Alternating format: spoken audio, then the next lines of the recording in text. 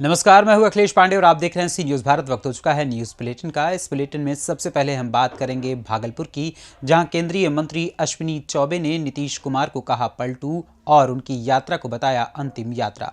फिर बात करेंगे मुजफ्फरपुर की, जहां जाति आधारित गणना को लेकर प्रगणक और पर्यवेक्षक को दिया गया प्रशिक्षण। साथ ही बात करेंगे रीवा की, जहां 108 एम्बुलेंस चालकों द्वारा अस्पताल में की जा रही फर्जी वसूली के संबंध में प्राइवेट एम्बुलेंस चालकों द्वारा दिया गया ज्ञापन। और भी तमाम खबरों पर आइए विस्तार से करते हैं चर्चा।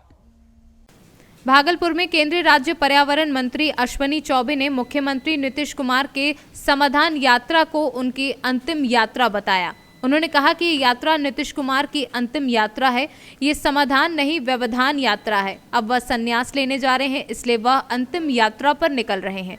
साथ ही उन्होंने नीतीश कुमार पर तंज कसते हुए कहा कि ये यात्रा किस बात की कर रहे हैं। क्या उन्होंने अपराध रोका है, भ्रष्टाचार रोका है या फिर जंगलराज को समाप्त किया है? नीतीश कुमार पूर्ण रूपेण बिहार का जनाजा निकालने में लगे हुए हैं।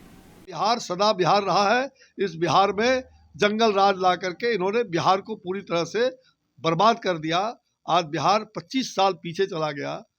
बिहार का जो विकास चल रहा था, डबल इंजन की सरकार चल रही थी, नरेंद्र भाई मोदी जी के नेतृत्व में जो देश आज आगे बढ़ रहा है, उसमें बिहार को धक्का लगा है।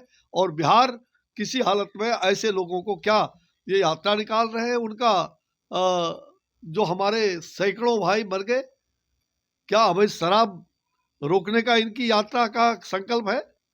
अवैध शराब को, शराबबंदी, ऐसे अवैध फैक्ट्री शराब के लगे हुए हैं, क्यों नहीं आपने रोका? इतने सैकड़ों रोका। और ये फिर जो आदमी इतना संवेदनहीन हो, जो कह सकता है कि मरेगा, हम क्या करेंगे, मरे जो मरना मरेगा, इस प्रकार के संवेदनहीन बात करने वाला कौन सी यात्रा निकाल रहे हो आप बिहार के लिए? ये बिहार के लिए बिहार को धोखा देना इस प्रकार का। और ऐसे लोग बिहार को पूरी तरह से, बिहार को मुक्ति चाहिए। अब अंतिम संन्यास का ये बोले भी थे कुछ दिन अंतिम चुनाव में, कहा था उन्होंने कि ये मेरा अंतिम चुनाव है। तो ये तो संन्यास लेने के लिए उनका पूर्व का अंतिम यात्रा है। बिहार को चकनाचूर कर देंगे, बिहार को गर्त में दे दोगे, तब यात्रा निकालोगे। अरे अब तो आप संन्यास धारण कर लो, अब तो बिहार को छोड़ दो। बिहार को किसी हालत में, अब बिहार विकास के आगे राह पर आगे बढ़े, इसकी चिंता तो करो। भागलपुर से सी न्यूज़ संवाददाता राहुल कुमार सिंह की रिपोर्ट। अंतर्राष्ट्रीय मानवाधिकार सुरक्षा संगठन स्थापना दिवस 4 जनवरी को मनाया गया। अंतर्राष्ट्रीय मानवाधिकार सुरक्षा संगठन का स्थापना दिवस 4 जनवरी को मनाया जाता है। इसी क्रम में उमेश यादव, राष्ट्रीय अध्यक्ष उमेश यादव के आदेश अनुसार पूरे भारतवर्ष में स्थापना दिवस मनाया जा रहा है। आज कड़ाके की ठंड को देखते हुए प्रयागराज मंडल जिला कौशाम्बी में, जिसमें प्रयागराज मंडल अध्यक्ष अल्ताफ अहमद, प्रयागराज मंडल के मीडिया प्रभारी मोहम्मद हलीम व प्रयागराज मंडल के जनरल मिनिस्टर राजेश कुमार साहू ने जनमानस को जागरूक किया। कौशाम्बी से सी न्यूज़ संवाददाता अब्दुल गनी की रिपोर्ट। खबर मुजफ्फरपुर जिले के बंदरा प्रखंड से है, जहां जाति आधारित गणना को लेकर कार्य में लगाए जाने वाले प्रगणकों एवं पर्यवेक्षकों को न्यू बीआरसी भवन एवं प्रखंड मुख्यालय के सभागार में प्रशिक्षण दिया गया। बीडीओ प्रशांत कुमार ने बताया कि प्रगणकों को मकान सूचीकरण व नजरिए नक्शा से संबंधित जानकारी, उन्हें मकान सूचीकरण किस प्रकार करना है, इसके तरीके बताए गए। 7 जनवरी से 21 जनवरी के बीच अपने निर्धारित स्थानों पर जाकर वहां मकान का सूचीकरण कार्य करना होगा। इस दौरान गणना क्षेत्र, गृह संख्या का निर्धारित एवं संक्षिप्त गृह पंजी तैयार करने के तरीकों के बारे में बताया गया। जाति आधारित गणना 7 जनवरी से 21 जनवरी तक अभी होना है। ये पहला चरण। दूसरा चरण का अप्रैल में होना है। पहला चरण में मकान का सूचीकरण मुख्य रूप से किया जाएगा, जिसमें कुल कितने घर हैं, गृह संख्या का अंकन और उसका गृह पंजी बनाना है। पहला फेज का ही प्रशिक्षण अभी सभी प्रगणक और पर्यवेक्षक एवं सहायक प्रगणक का चल रहा है। प्रशिक्षण जो ले रहे हैं, कौन कौन लोग प्रशिक्षण ले रहे हैं अभी? मास्टर ट्रेनर हैं जो जिला में प्राप्त किए हैं प्रशिक्षण, वही दे रहे हैं। ये कब से काम शुरू हो जाएगा पंचायतों में? 7 तारीख से 21 तारीख के बीच में मकान सूचीकरण का कार्य होगा। मुजफ्फरपुर से सी न्यूज़ संवाददाता गंधीर कुमार झा की रिपोर्ट। पलामू जिला अंतर्गत नवा बाजार प्रखंड में किसानों के बीच पंप सेट से 90% अनुदान राशि बांटी गई है, जिसको इटको पंचायत में 4 किसानों को दिया गया है। रबदा पंचायत के 1 किसान, कड़का पंचायत में भी 4 किसानों को पंप सेट दिया गया है। मौके पर उपस्थित नवा बाजार प्रखंड विकास पदाधिकारी मीर हमजा, उप प्रमुख खुर्शीद आलम, नवा बाजार मुखिया पति सफीर आलम, कृषि पदाधिकारी प्रभुराम सोहदाग व अन्य लोग उपस्थित थे। पलामू से सीनू संवाददाता मिथिलेश विश्वकर्मा की रिपोर्ट। खबर मध्य प्रदेश के रीवा जिले से है, जहां पर 108 एम्बुलेंस चालकों द्वारा अस्पताल में फर्जी वसूली करने के संबंध में प्राइवेट एम्बुलेंस चालकों द्वारा अनुविभागीय अधिकारी के हाथों कलेक्टर को ज्ञापन सौंपा गया। प्राइवेट एम्बुलेंस चालकों द्वारा 108 एम्बुलेंस चालकों पर आरोप लगाया गया है कि फर्जी 108 एम्बुलेंस चालकों द्वारा अस्पताल में फर्जी वसूली की जाती है, जबकि मध्य प्रदेश शासन द्वारा चलाए जा रहे 108 एम्बुलेंस एवं जननी एम्बुलेंस के चालकों द्वारा जिले के समस्त शासकीय मरीजों को अस्पताल पहुंचाने हेतु कार्य निःशुल्क किए जाने का प्रावधान है, परंतु उक्त 108 शासकीय एम्बुलेंस एवं जननी एम्बुलेंस चालक द्वारा दलालों के साठगांठ कर अटेंडेंट की फर्जी आईडी बनाकर दूसरे नंबर से आईडी लेकर अवैधानिक तरीके से मोटी रकम लेकर रीवा जिले के बाहर अन्य शहरों के प्राइवेट अस्पतालों एवं घरों तक लाने ले जाने का कार्य किया जा रहा है। कल वो 108 वालों ने कलम ज्ञापन दिया है। आज हम लोग कलम कलेक्टर साहब को ज्ञापन देने आए हैं प्राइवेट एम्बुलेंस वाली। ये काफ़ी 4-5 महीने से का नाम ये 108 वाले और जन्नी वाले ने का नाम है हर कस्टमर से, हर पेशेंट वालों से का नाम अवैध वसूली कर रहे हैं दलालों के माध्यम से, है ना। आज जिनमें इनको पौधा नहीं है का नाम है बाहर ले जाने के लिए पैसे के माध्यम से ये लंबा खेल हो रहा काफ़ी दिन से, 4-5 महीने से, है ना। यही कोई एविडेंस है आपके पास? हमने प्रूफ के साथ का नाम है मैंने दिया है और का नाम है ऑडियो भी का नाम रिलीज किया है ना, और फोटो भी उसमें का नाम ऑडियो और वीडियो दोनों आया हुआ है। पैसे के का नाम है लेन देन के बारे में उन्होंने बताया भी है और ऑडियो में भी का नाम है उसमें अटेंडर का नंबर भी है। आप लोग भी पूछ सकते हैं कि पेशेंट संजय गांधी से गया है, उन्होंने 12,000 रुपये में बात किया है, जाते समय 8,000 एक बार दिया है, 2,000 रुपये रास्ते में दिया है, 2,000 बोला कि मैं जबलपुर पहुँच के दे दूँगा।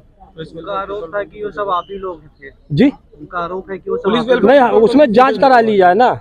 अभी जो पुलिस का नाम है कल चिरौला के पास से का नाम है 108 वालों ने का नाम है वहाँ पे लोड करने के लिए कोशिश किया है।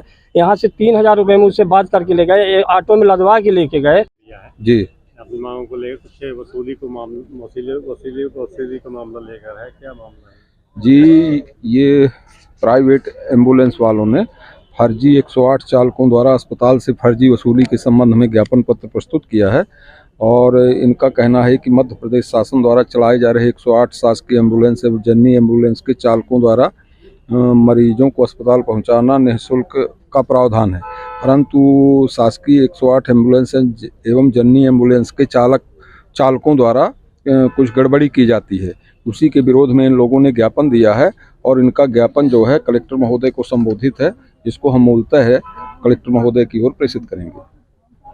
रीवा से सीनू संवाददाता अर्जुन तिवारी की रिपोर्ट।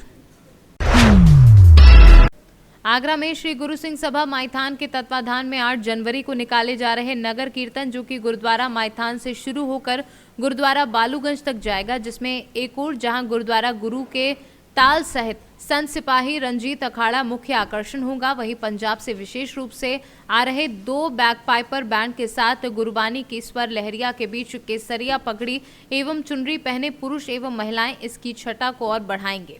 रहेंगी क्या पूरी रहेगी, पर क्या नहीं देखने को मिलेगा। वाहेगुरु जी का खालसा, वाहेगुरु जी की फतेह। सामने देखते ना कहूँ अब की, ना कहूँ तब की, अगर ना होते गुरु गोविंद सिंह तो सुन्नत होती सबकी। ये महान सर्वस्व दानी अब गुरु गोविंद सिंह जी महाराज, जिनके की प्रकाश उत्सव के उपलक्ष्य में 8 जनवरी को सुबह 11:30 बजे से एक विशाल नगर कीर्तन निकाला जाएगा, जिसमें आगरा के आसपास के इलाकों की संगत जत्थे के रूप में कीर्तनी जत्थे, इसमें मेन ये रहता है कि सिर्फ कीर्तनी जत्थे रहते हैं, जो कि श्री गुरु गोविंद सिंह महाराज 10वें पिता सर्वस्तानी पिता, जिनका पावन प्रकाश पर्व मनाया गया है 29 तारीख को। उसी खुशी में महान नगर कीर्तन जो हर साल इस पावन पवित्र स्थान गुरुद्वारा भाई धाम साहिब और श्री गुरु सिंह सभा की तरफ से केंद्रीय तौर से मनाया जाता है ये महान पर्व।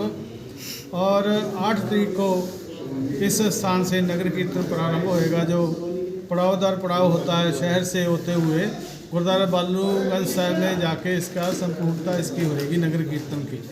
इसमें समूह इलाका निवासी संगतां और देश विदेश की संगत जो भी आके शमूलियत करेगी। आगरा से सीनू संवाददाता अनुज उपाध्याय की रिपोर्ट।